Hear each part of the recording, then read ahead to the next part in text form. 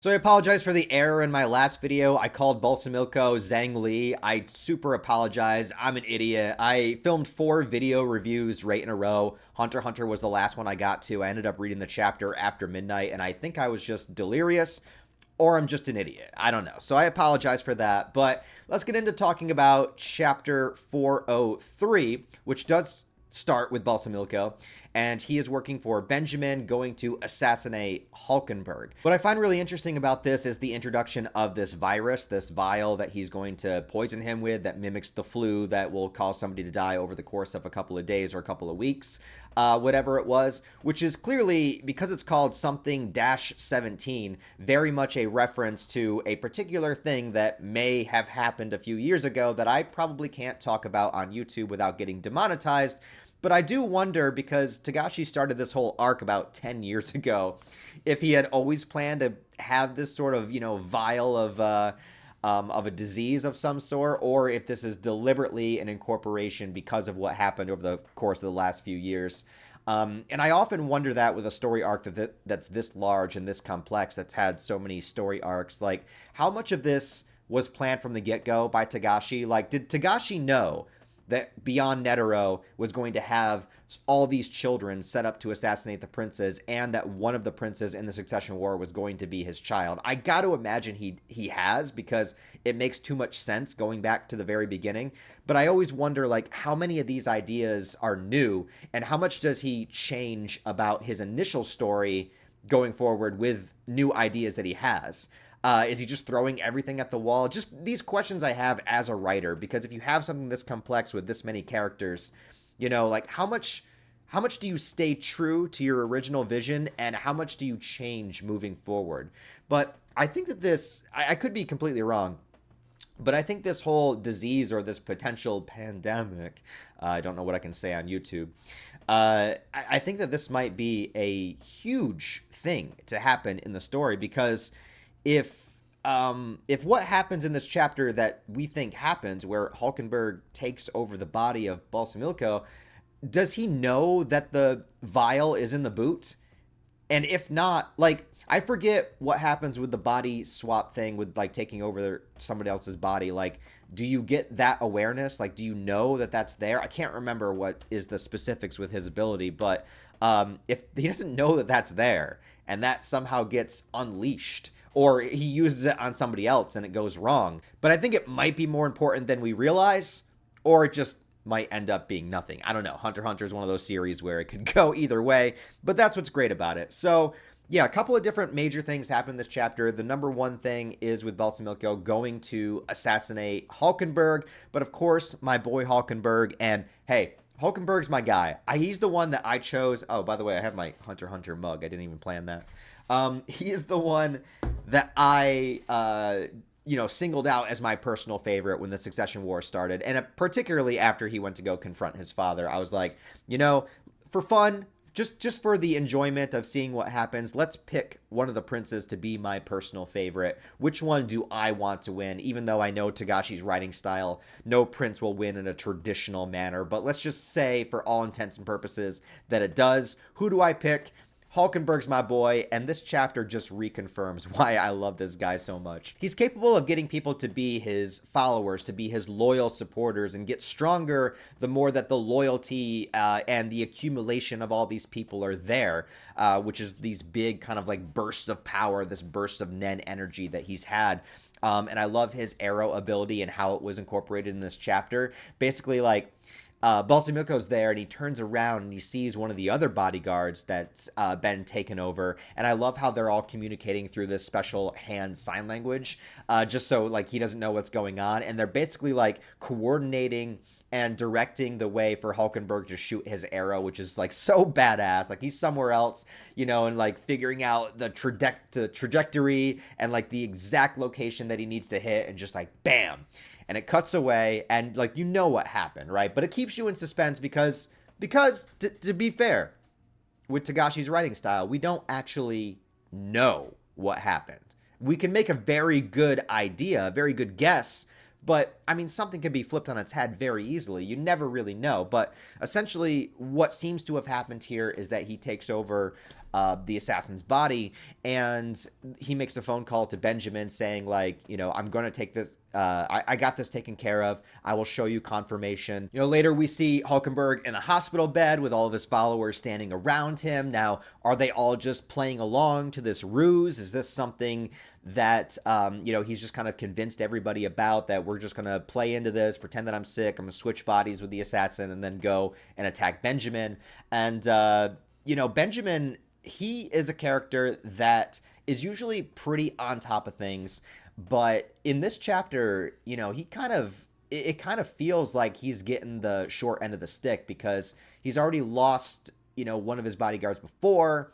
If Balsamilko is taken over, that's another one. And then he also gets the information that his mom is also Halkenburg's mom, which totally screws up the, like, succession, like, hierarchy and authority of, like, what they can do. And it shows the mom, and it's like, you know, she's got the same exact nose as Halkenburg, so it makes perfect sense to me. And who knows, maybe Halkenburg is Beyond Netero's child, you know, maybe he really is my guy, you know, and, you know, maybe he really will win the succession war, who knows. So Benjamin's got, like, all this information, like, he's losing bodyguards, his mom is Halkenburg's mom. He's just like, what is going on here? He doesn't believe any of it, though. Like, he's not in distress, you know? He seems like he's got a pretty good head on his shoulders. And the thing about it is that if Halkenburg did take over this body, you know, the Nenbi still can't attack the princes directly, right? So that's like a whole, you know, one of the rules of the succession contest.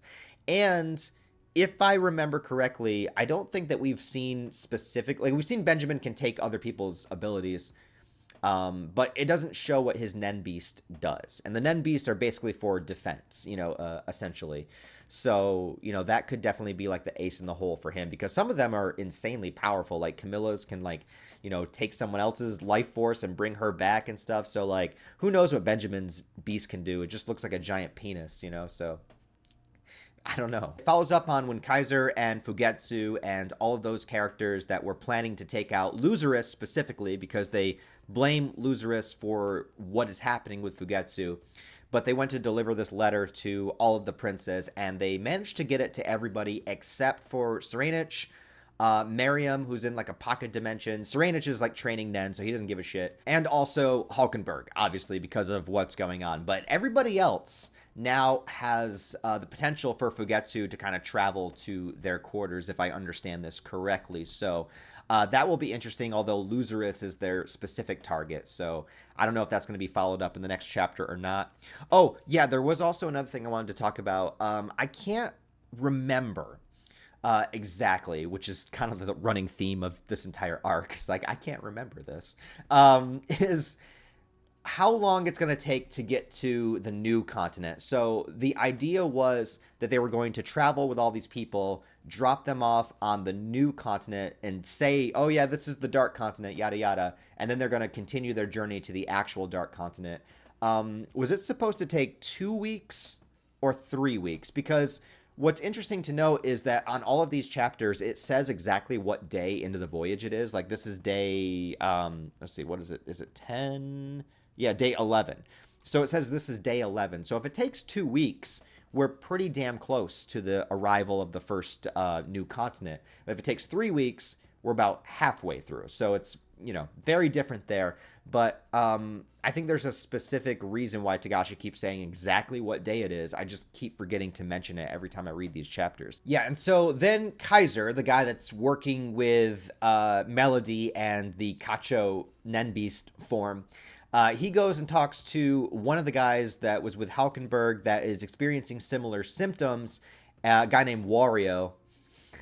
Not Wario, but W-O, not W-A. I'm still going to call him Wario. And Kaiser just straight up admits about the existence of Nen and everything that's going on. And Wario's like, all right, well, Halkenburg told me to tell you, if you know about Nen, if you bring it up, I got to tell you the truth. And then it ends on a cliffhanger of him saying, like, Halkenburg is going to die soon, which doesn't sound like the truth. It sounds like exactly what Halkenburg would want him to tell him, and then get him out of suspicion. If they think that Halkenburg is dead, you know, that would allow Halkenburg a lot of free reign to kind of do what he wants to. Although it is strange because I don't particularly see Halkenburg as like the type of character to like, I don't know, be super sneaky. Like he seems like he would have his subordinates do it, but I guess maybe it's the perfect scenario for it. I don't know. And then it ends again on a little bit of a cliffhanger with Zhang Li and Kurapika going to meet one another. Zhang Li is still trying to figure out what the additions to his Nen coins that keep popping out are going to be, as well as Kurapika saying that he wants to make the Fugetsu letter public, which is crazy, because would that not reveal a lot of what's going on at the moment? And the succession war is meant to be a secret. If I God, I really should have reread this arc before the new chapters, but like from what I remember, the succession war itself is meant to be kind of covert, right? That's why all of the princes have to kind of use secret assassins and this and that, because it's not meant to be known to the public. So so this could be a unique little detour into the many other detours that we have going on right now. It'll be interesting to see what happens with it. But anyway, I like where this is going. I like the different characters beginning to cross paths. It'll be really interesting to see a confrontation between Halkenburg and Benjamin, if that's what it's coming to. It'll be interesting to see. I want to see Kurapika start to, he's been kind of, and it's just the detriment of having so few chapters, but he's been kind of stuck in this one location for a very long time in the story, where he's training Nen and interviewing people and trying to figure out, you know, the silent majority stuff. Like, I really want to see Kurapika get into interacting with more characters, more variety of characters. So hopefully maybe this will lead us towards that. There still are a little bit of plot threads that I was hoping for that we haven't seen yet. Like, there was one where Serenich wanted to meet with Melody, but I guess she just didn't go because they're doing their own thing right now. Or maybe it was on a different day that he wanted to meet her. And obviously we haven't seen any of the Mafia or the Phantom Troop or any of that stuff during this segment. But I feel like, you know, Togashi keeps going back and forth between things. I also checked in relation to the Chimera Ant arc, which is the longest arc in the series so far, which is like 130 some chapters. And if we compare the length of the Succession War arc to Chimera Ant, we would be like nearing the halfway point, which actually would also make sense if we're going by the 3 weeks to the new continent thing. I can't remember if it's 2 weeks or 3 weeks, but that would be about halfway through the journey. So maybe we're about halfway through the arc, which is crazy to think about. And then we haven't even gotten to the Dark Continent stuff yet. So who knows if we will. But yeah, I'm excited to see what happens next, man. Next week, I might not be able to get a review out very quick because I'm going to be gone all weekend. So if the chapter drops on a Saturday or Sunday like it has been, I probably won't get around to reviewing it till like Monday or Tuesday the following week. So, you know, might be a little late on that. But thanks, guys, for watching. I do appreciate it. Please give the video a like and a comment if you enjoyed it. As always, guys, I appreciate all of your support. It means a bunch to me. Thank you for watching, and I'll talk to you next time.